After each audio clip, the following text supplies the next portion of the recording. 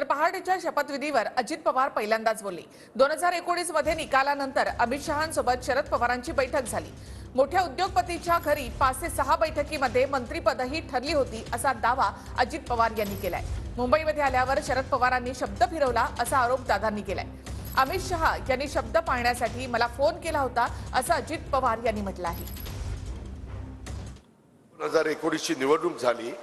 आम्ही सगळे जण एक मोठा उद्योगपती आहे, आज देशातला नंबर 1 चा उद्योगपती, त्यांच्या घरी उद्योगपती मी, अमित शहा, स्वतः पवार साहेब, त्याच्यामध्ये प्रफुल्ल पटेल आणि देवेंद्र फडणवीस, आम्ही 6 जण बसायचो, 7 जण बसायचो, चर्चा व्हायची।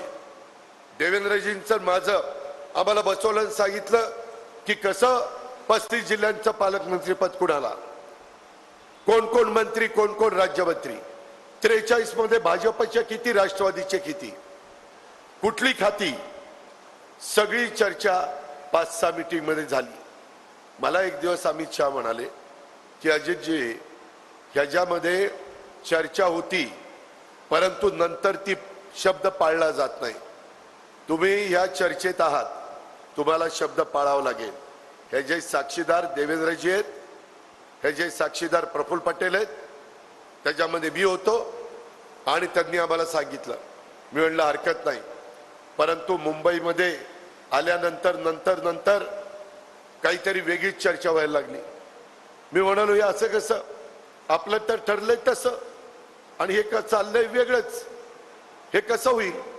ते म्हणले नाही, आता आपल्याला इकडे असं करायचं। शेवटी मला सांगण्यात आलं की बाबा काय करायचं। मी त्यांना सांगितलं मी शब्दाचा पक्का आहे, तुम्ही सांगा कधी शपथ घ्यायची। दुसऱ्या दिवशी 8 वाजता शपथ घ्यायचं ठरलं।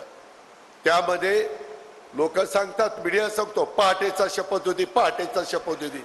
8 वाजताला पहाटेचा शपथविधी म्हणत नाही।